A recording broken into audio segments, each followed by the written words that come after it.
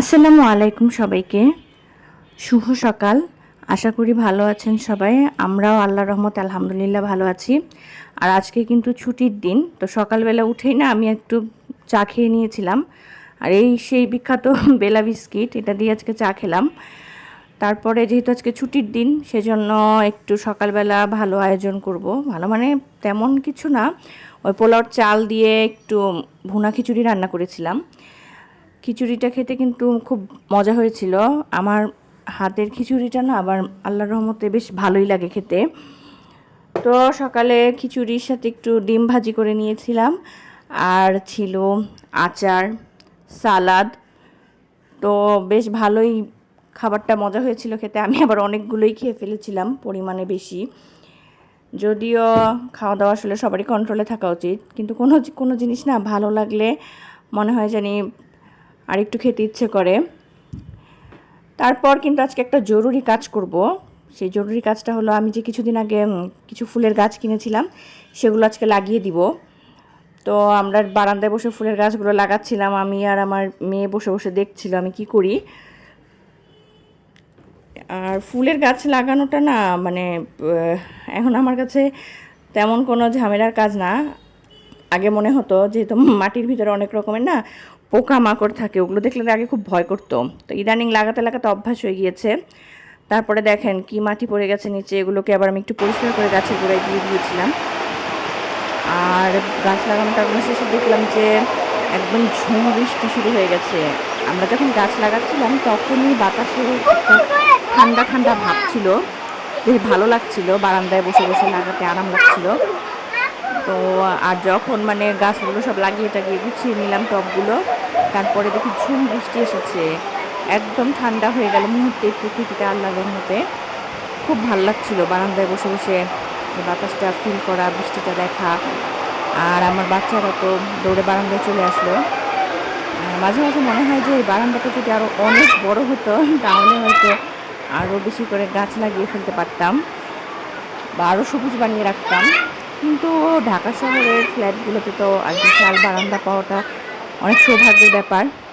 আর গাছ লাগানোর পরে দেখেন এই দুটো গাছ না কেমন একটু মেটিয়ে গিয়েছিল।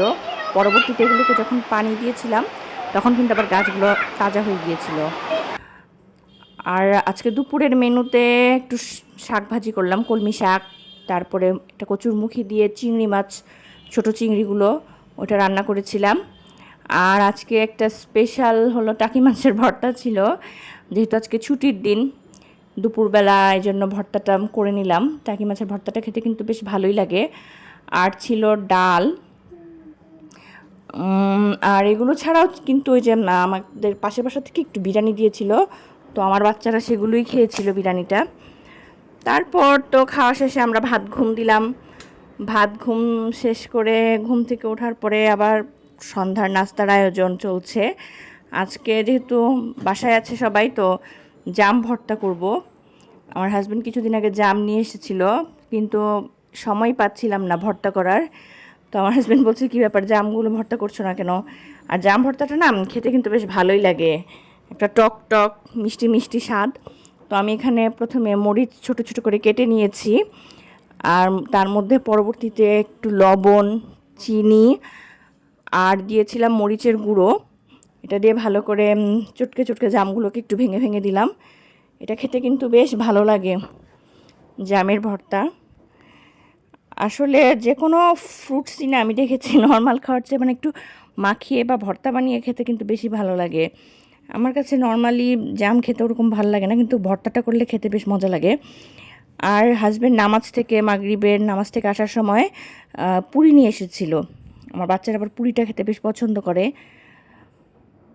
আর এই যে সবার জন্য খাবার রেডি করলাম, সন্ধ্যার নাস্তাটা পুরি ছিল, জাম ভর্তা আর লিচু দিয়েছিলাম যে তোমরা খাও। আমার বাচ্চাদের তো পুরিটা মানে ভীষণ পছন্দ, ওরা আবার ওটার সাথে একটু শসা কেটে দিয়েছিলাম যে শসা দিয়ে খাও। তারপর দুজন খেয়েছে। আর আমার ছেলের শসাটা না এমনিতেও খেতে পছন্দ করে, শুধু শসাটাও অনেক বেশ পছন্দ করে খায়। আমার হাজব্যান্ডের জন্য আর আমার জন্য চা বানিয়ে নিলাম সন্ধ্যায়। আমার হাজব্যান্ড গ্রিন টি খায়, আর আমি তো সব সময় দুধ চাই খাই। গ্রিন টি বা এইসব রং চা এগুলোর ধারে কাছে আমি নেই। আর আপনাদেরকে আজকে একটা জিনিস দেখাবো, আমার কিছু চুড়ির কালেকশন। এই চুড়িগুলো আমি বিভিন্ন সময় বিভিন্ন জায়গা থেকে কিনেছি, ওগুলো ডায়মন্ড কাটের চুড়ি। আসলে না আমার এই জুয়েলারি আইটেমের প্রতি বেশ একটা ভালো লাগা কাজ করে। বিশেষ করে চুড়িটা আমি অনেক বেশি কিনি, যে কোনো সময়ে মার্কেটে গেলেই দেখা যায় টুকটাক কেনা হয়। আবার ইদানিং দেখছি আমার ব্রেসলেটের প্রতিও বেশ একটা মোহ তৈরি হয়েছে, যে ব্রেসলেট কিনতে ইচ্ছে করছে। এখনও সেজন্য শপিংয়ে যাওয়া হয়নি অনেক দিন। তো ভেবেছি গেলে একটা ব্রেসলেট কিনবো, অথবা কিছু কালার মিলিয়ে টিলিয়ে কিনবো ব্রেসলেট। তারপরে এই যে চুড়িগুলোর দেখেন কতগুলো চুড়ি জমিয়েছে, আরও কিন্তু আছে। তো এগুলো একটু ড্রেসিং টেবিল গুছাতে গিয়ে বের করলাম। মাঝে মাঝে না ড্রেসিং টেবিলটা না গুছালে হয় কি, জিনিস এদিকে ওদিক চলে যায়, এলোমেলো হয়ে যায়। কিছুদিন পরপরই যতই গুছাই, কিছুদিন পরপরই কিন্তু সব এলোমেলো হয়ে যায়। সেরকম আলমারির ক্ষেত্রেও সেম, আপনি দেখবেন যতই কাপড় গুছান কিছুদিন পরপর সব ওলটপালট হয়েই যায়। তাই এগুলোকে বারবার অর্গানাইজ করতে হয়। রাত্রেবেলা আমাদের আমের একটা পার্সেল এসেছে, আমার হাজব্যান্ড অর্ডার করেছিল জয়পুরহাট থেকে আম। তো আম আসার পর তো বাচ্চারা খুশি। আমাদের না প্রতি বছর এরকম মানে উত্তরবঙ্গ থেকে আম অর্ডার করে আমার হাজব্যান্ড। পার্সেল এসে গেছে, সেটা নিয়ে বাচ্চারা খুব আনন্দ করছে। তারাই কাটবে, তারাই বের করবে আম। দেখতে ভাল লাগে আসলে বাচ্চাদের না এই ছোট ছোট জিনিসগুলোর মধ্যে ওদের আনন্দ, ওরা খুঁজে নেয়। তারপর দুই ভাই বোন আম দেখে তো ভীষণ খুশি।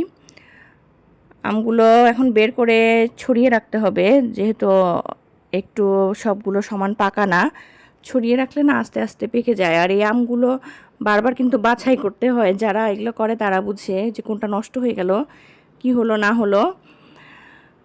আমার হাজবেন্ড এগুলো বিছিয়ে দিল পেপার দিয়ে। আর আজকের ব্লগটা এ পর্যন্তই। আমার চ্যানেলটা ভালো লাগলে লাইক দিয়ে সাবস্ক্রাইব করে দিয়েন। আর ভালো থাকেন সবাই, ধন্যবাদ সবাইকে।